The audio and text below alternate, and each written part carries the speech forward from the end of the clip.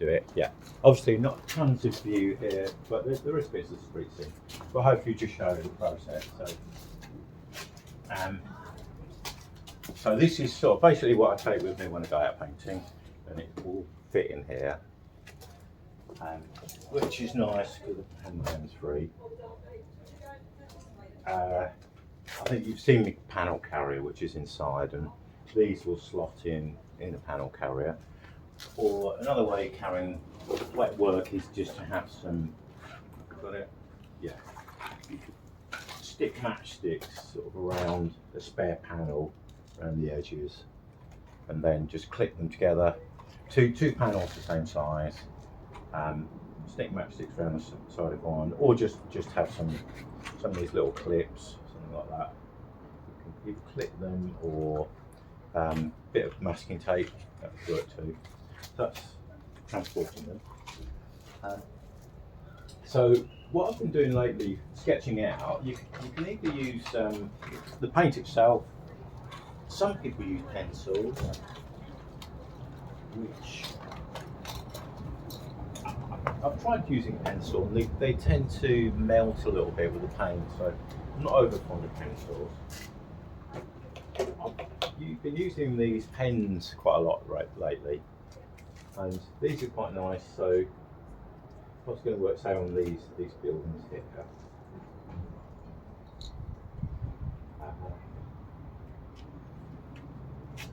like that, tuned in here, very crude interpretation.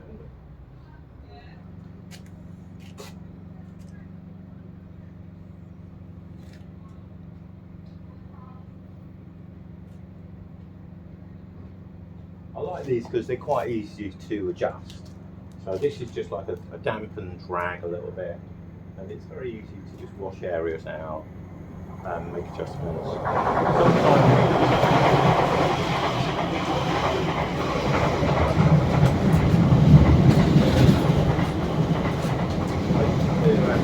I used to use the pastel pencils quite a lot, and they're good as well, but it's a slightly drier thing, and sometimes I found it gets mixed in with the paint a little bit, but either is fine.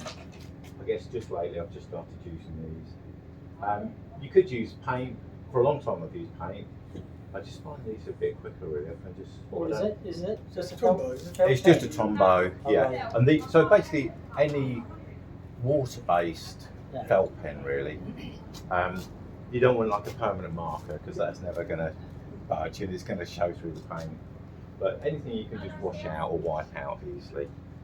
Paint itself is absolutely fine though. You could use the paint, a little bit of that. So my setup, just have a fair few colours, a couple of each: yellows, reds, blues, browns, some green and white. These are just lids from the coffee pots, and just use those for solvent, and so I usually have a little bit of solvent out. And then as the painting goes on, I sometimes use a little bit of linseed oil mixed with solvent as well. So I've got another pot for that somewhere. That's a little bit of the linseed. Got a little bit for that out. And I find like an old wash bag's good, because sometimes these leak and they won't go too far. So once I've got something sketched out, I'll ignore most of this and just some sort of stronger angle, just do a little bit on the side of that building. I would normally spend a fair bit of time plotting it out, and then from there so traditional oil paints, and I tend to do quite a bit of mixing with palette knives now, so this is something I've been trying to get into a little bit more.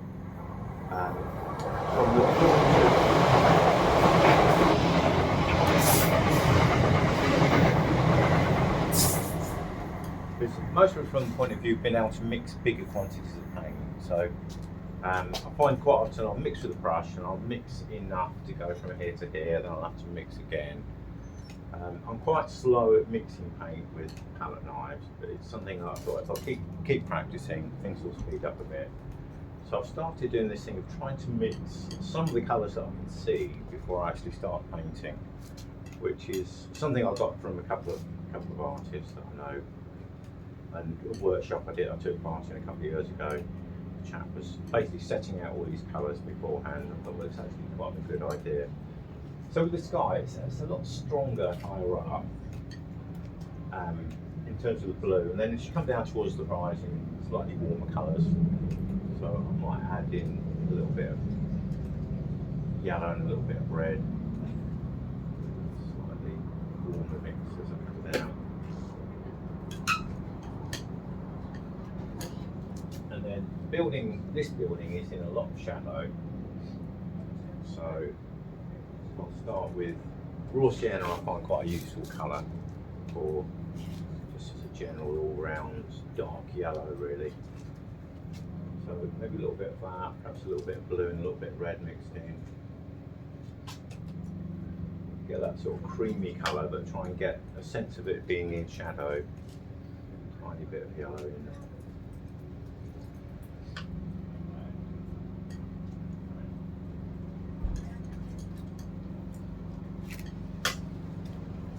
And I actually sort of stuck a couple of magnets there so that my palette knife doesn't close around.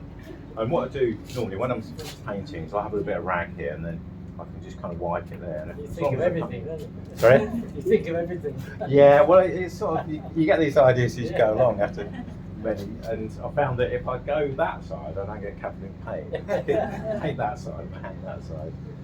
A lot of people paint with gloves on, but I don't really like the feel of gloves when I paint. So just little ideas to try and make it all flow a bit more. And I do find that I'm learning things all the time. This brush is something I started using recently. It's really a watercolour brush, sort of very soft. And painting on board, I always used to paint mostly with these bristle brushes, but I found that I actually hardly ever use them now, because painting on a very smooth surface, I find these slightly softer, like the nylon brushes work better. The bristle ones come out a little bit scratchy because it's such a smooth texture. So again, that's something I've changed a little bit as the years have gone on. But yeah, I saw one of my friends using one of these, and I thought, well, I'll give that a go. But it's quite nice, you can just cover big areas.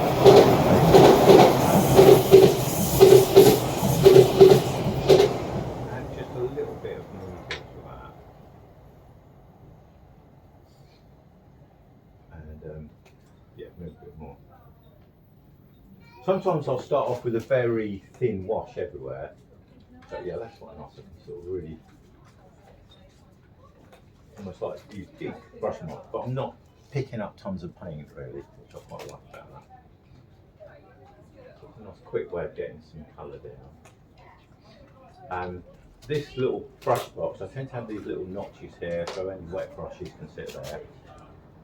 And then perhaps go in with the building colour next. So it's just a tiny bit of a medium to soft metal paint. That's a bit too colourful in there. I think I'll pop that down and then I'll add some more colour.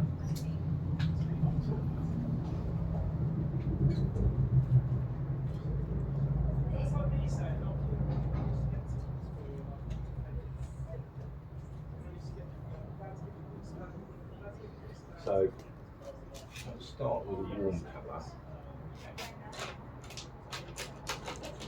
And then the gust ring, therefore, just use some of this brown. Go in there.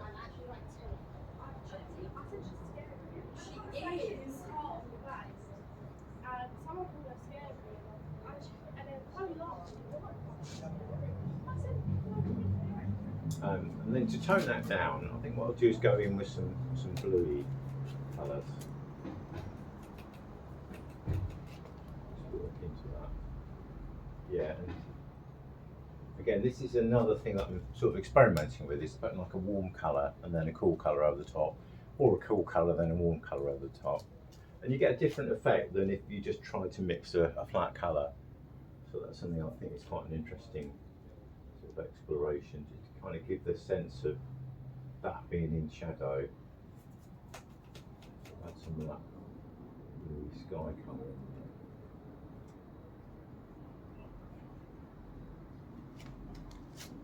And then that would be the signpost.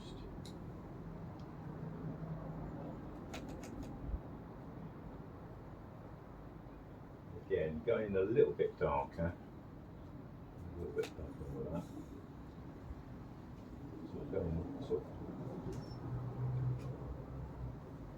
It's painted black, but there are other lighter bits on there. So perhaps make a grey, some blues, and that can be worked into that.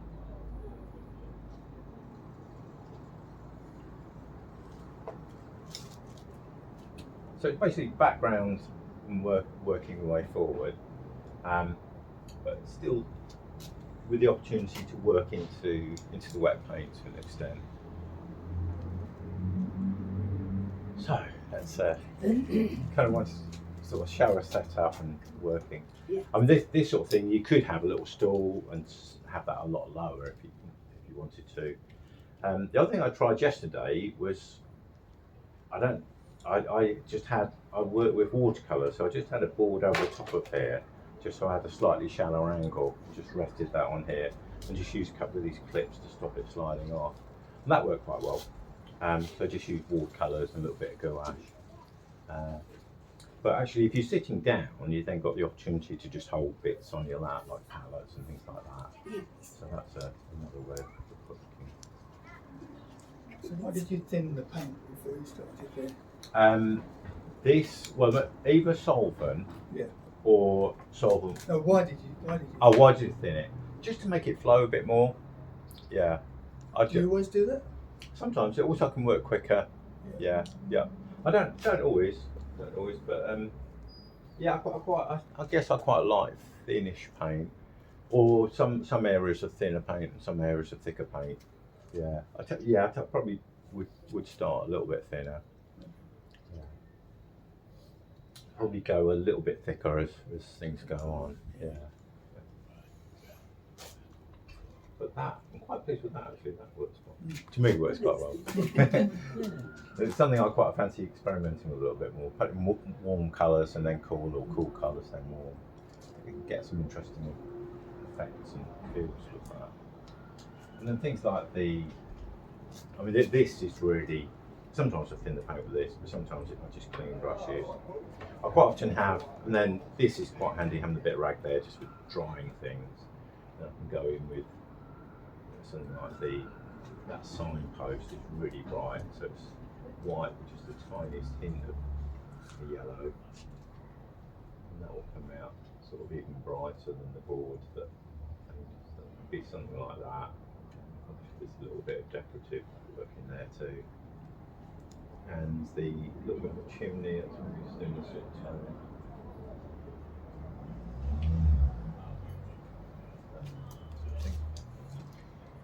So enough to hopefully get something inspired to try some outdoor stuff. Yeah. With the, obviously you've got the 2 holidays this year, Southwold this weekend and Italy. So I've not really organised any outdoor sessions this year, but we do have like a Southend Plein Air group, which meets at once a month on a Sunday, which anybody is welcome to come along to. It's a free session and just a chance to come out and paint and sketch. So sometimes people come from the classes, which has been nice. We used to get about half a dozen people turning up. So if anybody ever fancies, I always put the details on the emails. If anybody fancies joining us.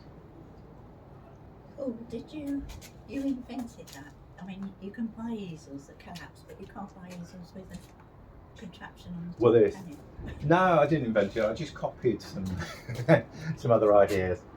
But you can't buy this- them. Yeah, you can. You can buy things like this. Oh, can you? They're not cheap. No. That's why I kind of made my own. You can get one, but I kind of based this on an idea.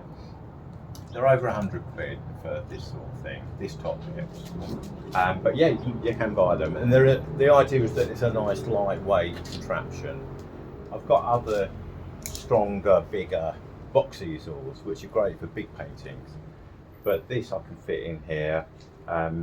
The tripod is just a camera tripod, So this one, they're probably, if you buy one new, they're about 100 or so. But there are, you can get, a cheaper version. This one was a bit cheaper, it's just not quite as strong. But basically a camera tripod, it'll all fit in a bag that size. So nice and lightweight and compact as well, that's the thing. So, but yeah, you can get these little, they're called Pochard boxes. I think the cheapest reasonable quality paint box or Pochard box is the one that Jackson's do, and it's around 50 quid. But these slightly smaller, lighter weight ones are over 100 as far as I know. My friends have got those. Because I've got picture framing equipment and I can make these sort of things quite easily for myself, so I thought I'd just make myself one. And these are like a friction hinge, although then you have to sort of tighten these little bits. So they're sort of things that you have on a laptop computer that's inside a laptop. So I just bought a couple of these from eBay, but I've made it so it won't tilt back any further than that anyway. So that that's the sort of angle that suits me and my eyesight. But you can get these that just go on the friction hinge, and then it will kind of hold in a position, and you can make it more tighter. You can tighten them up a little bit if you need to. So yeah, there are this when I paint up in London, lots of the people that I paint with have these, the proper sort of box.